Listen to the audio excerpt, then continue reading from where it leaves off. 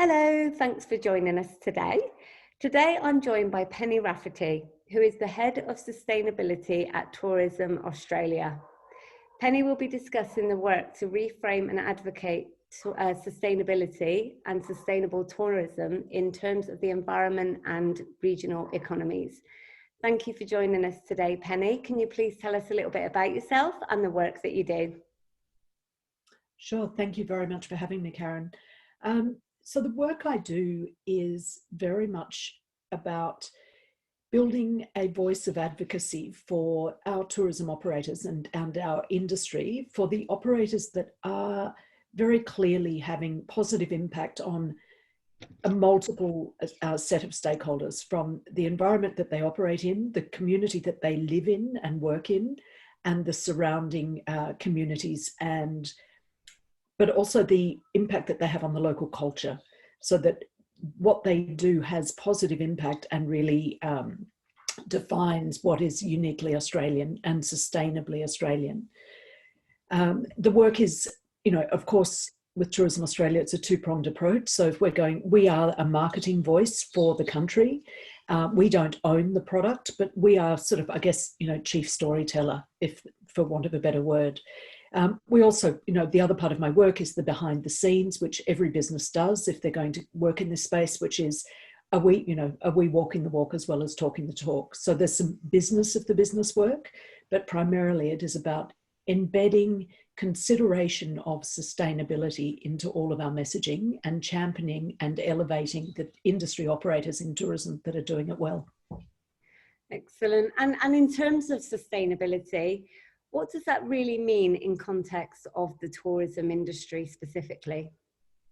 Oh, goodness. Sustainability, like luxury, means something different to every single person you talk to. So from recycling those toilet paper rolls to saving the planet and everything in between. But globally, there are, the concept of positive impact and incremental positive impact on people, planet, place is widely agreed to be kind of a hold-all for what does sustainability mean. And it will mean something different for every business that, people work in. And every business is at a different stage of understanding what it is, what it's going to take for them to be sustainable. So it is incremental positive impact on the people, the planet, the place. And of course, they have to be profitable. Otherwise, that's not sustainable. Excellent. And so in terms of the opportunities now, so obviously everybody has to do their own assessment, as you said, and work out what does sustainability mean for them and what their incremental positive impact could be. What sort of examples of opportunities that are available now that present themselves, particularly at this unique time that we're in? Oh, one of my favorite memes of the last year was an Instagram meme, and I'm not a big meme person, but saying, the world, what do you mean we've got to stop everything to save the planet? And Mother Nature, here's a virus, go practice. I think the opportunity is the fact that we have been forced to stop, and everybody's had an opportunity to reevaluate what do I value. So even as much as sort of March 2020, I was talking to a lot of people who'd literally been in lockdown for a couple of weeks, and without prompting, every single one of them referenced their increased appreciation of and value for nature and connection with nature, teachers, many other things, health, well-being, travel, and that realization that travel is a privilege, not a right, I think has emerged. I think the value of the things that actually are at the base, at the core appeal of travel, which is nature and cultural heritage and cultural environments. There's a heightened appreciation of that, not diminishing the pain that a lot of businesses have gone through, but the fact that everyone has been at a standstill. And it's kind of an even playing ground for many businesses that just were too busy, didn't have time, weren't quite sure where to start. That it's an even playing ground for those businesses to use this time to innovate and reframe how they are going to be sustainable for the future. from their employee perspective, from their environment and their local community perspective. You know, we're not so busy for a change. Yeah, absolutely. It is an incredible opportunity, isn't it? That it's not that go, go, go. It's that time to, like you say, they can innovate and look forward. And what would you say in terms of achieving a more sustainable tourism? What are the biggest challenges to achieving that? Oh, I think it depends on the business that you're in. So I think there are a lot of business models and support sort of systems like B Corp, like Ecotourism Australia, like the Long Run, any of those businesses that are there to help businesses of all shapes and sizes figure out what it is that's going to make them more sustainable, both from a financial point of view, but also longer term impact on their environment. A really great example of a business that has practiced this for 23 plus years now is Intrepid Travel. So it's the largest small tour group operator in the world, based here in Australia. They've gone through the B Corp certification process. I think it's 25 times now, and just refining their business. So everything from looking at their procurement, who do they deal with? What is the impact? Are there, what, do each of the suppliers that they deal with have a positive impact on the supply chain further down the track, on the people that they employ, to their philosophy of, open sharing of lots of resources. So I think one of the big things is it's really hard for, it's quite challenging for a lot of people to get their head around, well, how do I decarbonize my business? How do I,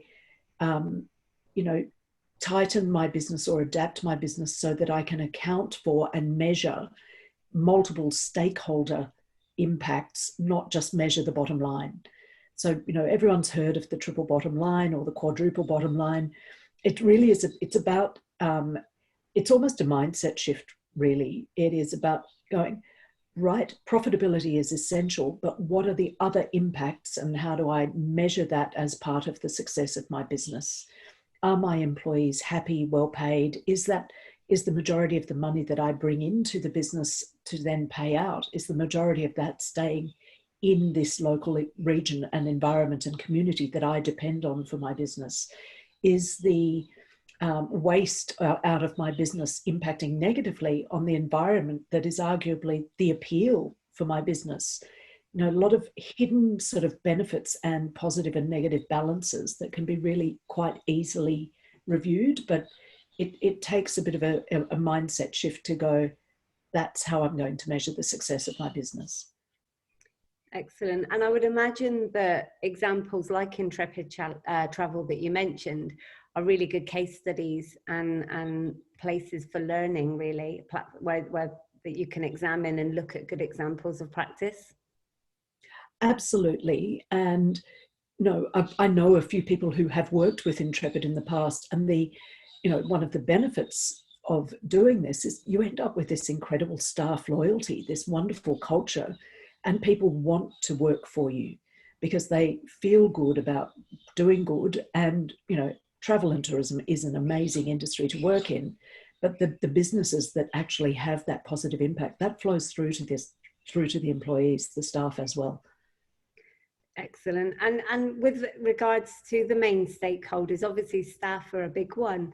But you mentioned earlier there's multiple stakeholders to consider when looking at the sustainability.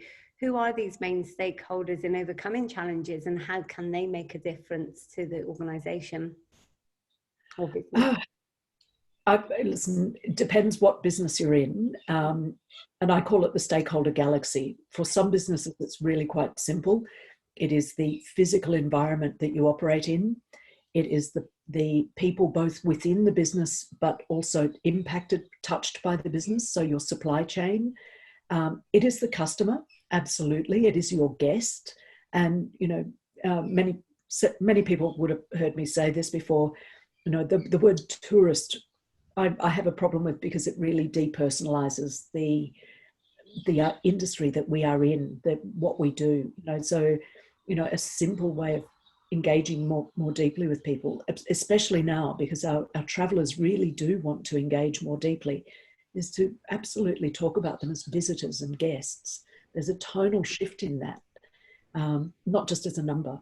It is about, so it's the environment, it's the people in the local community, it's your staff, but it's also the broader community that you work in. And in Australia, every part of Australia has an Indigenous connection.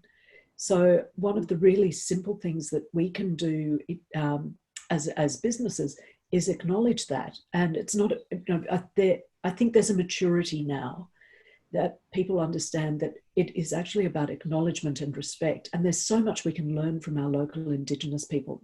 They've been around. They're the oldest living storytellers in the world because they have lived as one with the land that they live on. So they're actually walking, talking sustainability success stories. So that acknowledgement of our unique Australian culture is also a key part of a sustainability journey for a business. Excellent. And that learning, in terms of taking that on, there's a lot of learning that business owners and those working in organizations, they need to develop and start to, I guess, expand their mindset and their understanding. And would you say that it's the owners and the managers in these organizations where the focus should be with education and learning, or is it more broader that we need to educate our visitors as well? I think it is the coming together of all of those things. Sometimes, yes, it'll be triggered by an owner or a manager. Sometimes it'll be triggered by a groundswell of keen, new, next generation, intelligent, curious people. Sometimes it'll be triggered by guest response that, oh, hang on, maybe I should be eliminating more single-use plastics from my business because I'm actually getting bad, negative customer feedback now. Business owners, though, there is increasing evidence that doing the right thing and having a business that does measure multiple stakeholder positive impact as part of its success are generally better run businesses and then generally more profitable. And so you have, big hedge funds like BlackRock on Wall Street that are investing in sustainably driven businesses because they are, not because they feel good, not because it's fluffy and makes them feel good, but because they're better run businesses. Right. That's a really good point to know. Because a lot of people, I would imagine, the preconceived idea is that when you start to take these actions, it costs you more money and it's more work, but actually it makes such a significant difference to be more efficient. Yeah. Listen, there is, of course, work involved in making change in a business, but very often it makes a positive impact on the bottom line, as well as a positive impression on the guest, as well as a positive contribution to the regional community. So, your supply chain, whether it's local food and beverages and produce, whether it is local amenities, whether it is local art, all of those things also align with why people travel. People travel to experience difference. They travel to experience the place. The era of cookie cutter, I'm traveling to stay in a hotel is over, and the era of I'm staying in a hotel because it's got the same brand of sparkling wine in it that I could get in every one of its hotels. Doesn't matter what country I'm in. That's characterless. People don't travel for that anymore. They travel to really experience the place. And particularly post-COVID, there is an awful lot of research and commentary and narrative now around travel seeking a deeper connection with place, which, in Australia, we've done that a lot already. We've always offered that, but the importance of local is certainly on the rise. Excellent. And in terms of building the message and this connection with place as well and sustainability, in what ways can we shape how customers view the value of their travel spend and what they get from that travel spend? Simply tell your story. learn. And, you know, it's interesting. I've been working with a lot of businesses, many of whom are doing really cool stuff in terms of, you know, habitat rebuilding or wildlife protection, which is particularly potent, you know, given the focus on Australia post bushfires, to working with local producers and creating really cool gins. You know, we've got a gin explosion happening in Australia at the moment, but the stories behind those things are your tools of trade. And it's interesting, you know, once you get people telling their story and you say, that was an amazing story, but I can't see that on your website, or I can't see that articulated on your social media or in your brochure. You got to tell that story, because that provides the compelling reason for people to want to connect with you. Mm. And that links really well with Simon Sinek's video, doesn't it? People buy what you, people don't buy what you do, they buy why you do it. Absolutely. And then another really great tool is something that I've always kind of abided by is there's a big piece of research was done post GFC by a guy called Ross Honeywell, and he developed a theory around the new economic order, which is planet traditional and the desire economy. And if you Google that, on his homepage, there's a 7 or 8 minute animation that really talks about the people that are driven by the cost of something, but the people that are driven by what is its value, and how does it align with their values. And really, those are the travelers. They're the ones that really, you know, they'll talk, if you don't deliver on the promise, yes, then cost matters, but they will spend on things that align with their values. And that sits at the heart of sustainability, or sustainability sits at the heart of that. What's the alternative? People want to travel unsustainably? Yeah, exactly. It's become more the norm and the expectation, isn't it? It's gone beyond, isn't it nice? It's actually an expectation. Yeah, and you know, but the promise has to live up. You know, if we've all heard about over tourism, and you know, have seen even in newsreels the impact on, you know, beautiful beaches in Southeast Asia, on cities in Europe. And you look at the beautiful glossy brochures, and you then turn up there and there's overcrowding, or there's nasty, terrible pollution and litter, there's lack of respect for the place. That's just not sustainable. And, you know, so there's an awful lot of work to be done to make sure that we actually have integrity of promise.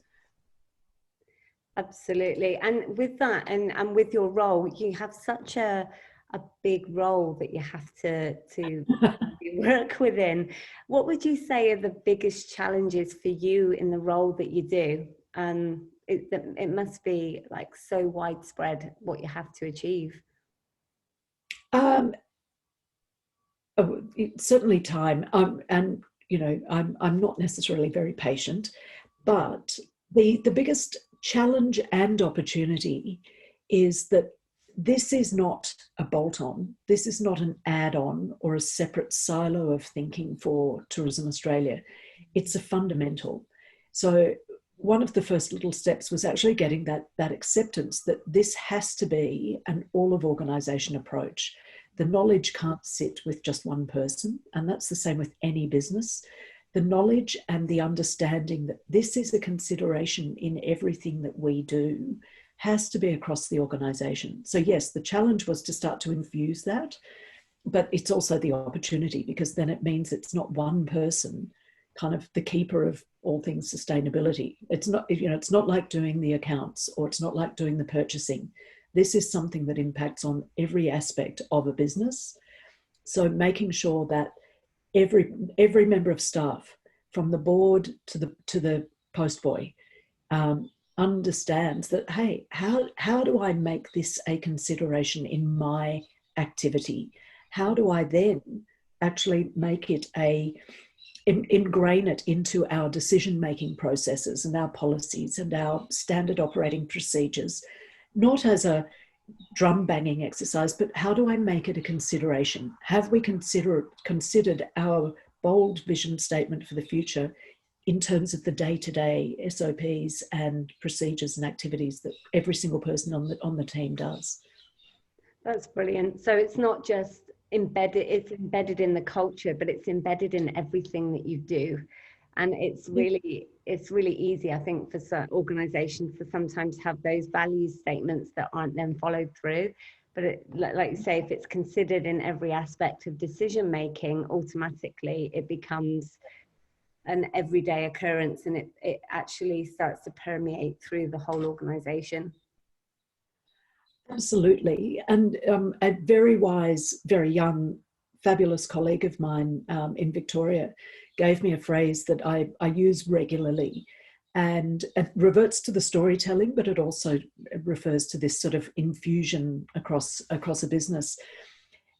It is about making a commitment, but her wise words were progress, not perfection. And as long as that isn't a cop-out, absolutely start from where you are, one little step at a time, because it's quite often with sustainability is one of those words. It's an internal working word. It's a word that has kind of become a bit overwhelming and possibly lost meaning in terms of consumer marketing, but it absolutely is an internal working word. We can't just create another word, but you don't have to wait for perfection. You look at what can we do now, and every little step is a step towards a more sustainable future for the business, for the people around you, for the environment you work in. And it makes it less overwhelming. Absolutely. And definitely more achievable. And in terms of the mindset, so for new entrants that are starting to come into the industry, would you say that mindset of, what can I do that's going to make an impact in my immediate role so that I can start being sustainable straight away? Is that the type of mindset you would like to see entrants coming in with? Yes, it's interesting because actually the generation after me, there's a significant number of them that have already got the mindset that, hang on, what's going to be left? The enormity of the damage that we have done to the planet and the degradation of environments and communities they're already aware of that. So I think the mindset is about long-term thinking and bring people with you, and not getting overwhelmed. Have big, hairy, audacious goals for the future, but start with what you can manage. Have a really good look at what do I have control over in my day-to-day life, and fix those bits. What do I have influence over, and bring people with you? What do I have no control or influence over, but you know what, if there's enough of us that start thinking that around a project, we might be able to influence bigger players and create a greater groundswell of leadership. Brilliant. And definitely if you go alone, it takes a lot longer than actually working with others. Yeah, collaboration. And in fact, in the sustainability space, it's really interesting. You will find people are really willing to share. It's not a competition. It's not the dog eat dog, Wolf of Wall Street kind of activity out there, because it is actually for the greater good. And I think people that have been working on improving and creating large scale positive impact for a long time realize that all their efforts aren't going to make much difference if they don't bring everyone else with them. So they're very happy to share. The level of collaboration in this area is just heartwarming. That's fantastic. And on that leads us really nicely actually into our final question, which is the top 3 skills when building your team. And would you say that capacity to lead and bring people with them is something that you actually look for?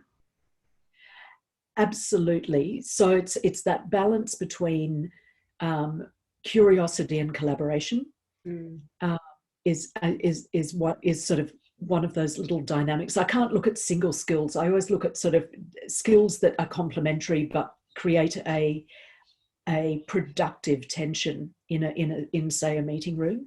So collaboration and curiosity, empathy, wins out every time, and a work ethic. You know, any industry, any time, any place. If there isn't a work ethic which shows you care, then you know, it's very hard to create the kind of dynamic and tension and productivity and excitement in a team. And that's really interesting, because it's very hard, I think, for a lot of people to sort of really nail it and put the finger on exactly, you know, what that means to have that work ethic, because people can explain often what they don't want, but to say that they actually have to care is a really good way of summing up all of those things that relate to being on time, being engaged, being interested. Just caring is a really good way to sum it up. Yeah, and with work ethic, that doesn't just mean work yourself to the bone. It means having the smarts to understand what are the priorities. What do I need to get done that means the rest of the team can get their job done, and it means also having the smarts to go, hang on, which of these things is more important? It and really applying a discipline to the work that you do. Get the things that really matter done first, not drown in all the things that don't necessarily make a difference just to be seen to be working hard. Absolutely. Well, that's fantastic. And we've actually reached the end of our interview now. So I'd just like to thank you so much for your time. And you've mentioned some incredible businesses and examples and some great videos. Where would you say is the best place for our students and trainers to actually start, investigating and finding out a bit more about this topic? Oh, goodness. There are multiple resources, and I think it might even be easier if I send you a list and you could potentially post them on this. But look to best practice. B Corp, and looking at businesses that have gone through the B Corp process, from small family businesses to big ones like Intrepid. Look at, there are so many success stories. There is no cookie cutter formula for this. So there's no one source of truth. But I think just reading and educating yourself around what businesses are having a positive impact in the very, very diverse range of areas that encompass tourism. Yeah, excellent. That's yeah, and what better way than actually finding success stories and those that they're actually demonstrating it, 'cause it's applied. It's not just theory of what you need to do. It's actually, this is it in practice, which is, it's kind of sums up everything about vocational education and what it aims to achieve. So that's perfect.